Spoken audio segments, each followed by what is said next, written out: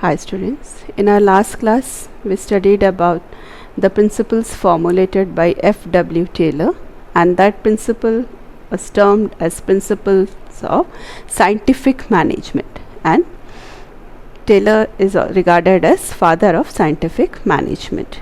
Today we'll learn principles of management formulated by Henry Fayol.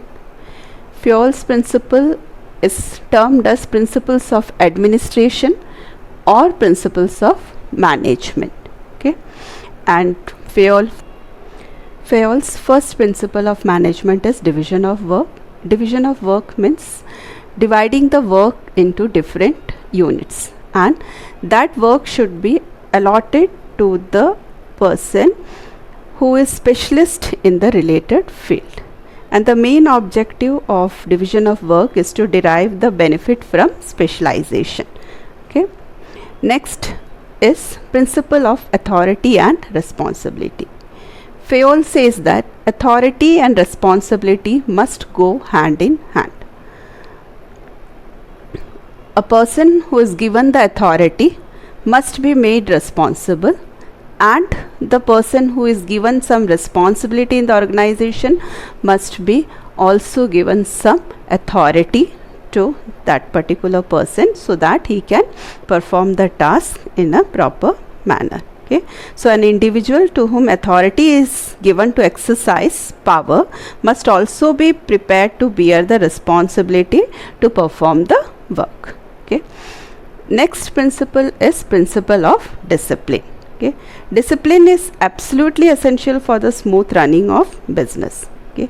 Here by discipline we mean obedience to authority, observance of the rules of service and norms of performance, respect for agreement, sincere effort for completing the given job, respect to the superior.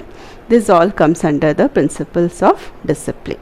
Okay. For smooth running of the organization, discipline is an significant factor. Next, Fayol's principle, fourth principle, is principle of unity of command. Principle of unity of command says that one boss for an employee. This principle requires that employee should receive order from one superior only for any action, because multiplicity of command leads to misunderstanding and confusion in the enterprises. According to the fifth principle of Fayol is unity of direction.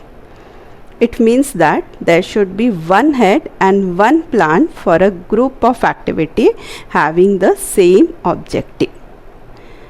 While unity of command is concerned with individual, and unity of direction is concerned with the group activity. Okay. Then the sixth principle of Fayol is of priority to common interest.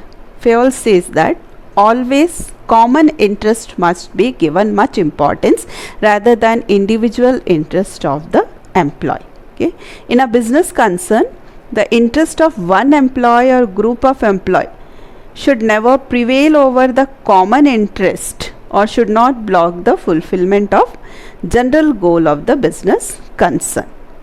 And if there is any disagreement between two superior on any matter, then the management should reconcile that difference so as the overall operation of the business can go smoothly. The next principle is seventh, that is the seventh principle, and the seventh principle is principle of remuneration to personnel. Okay.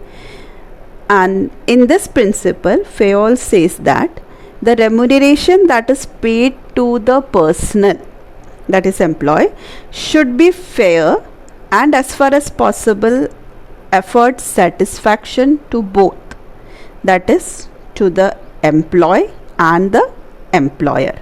Okay. And he also says that decent wages or salary will have high morale and that will increase the efficiency of the employee. So this were the 7 principles which has been formulated by the Fayol. Okay. in the next video we will learn the next 7 principles. So just revise. First is principle of division of work.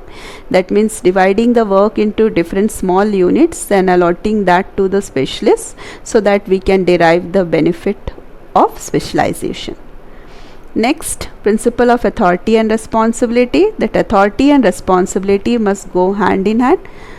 The employee, those who are given any authority, must be made responsible, and those those who are given any responsibility must also be given some authority.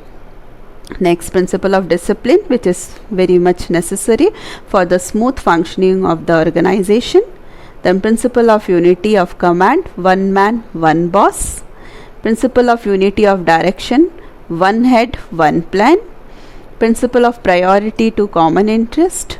Always common interest must be given much importance rather than individual interest of the employee. Principle of remuneration of the personnel. Fair remuneration must be given to the employee so that their morale and efficiency will always be boosted. So these are the 7 principles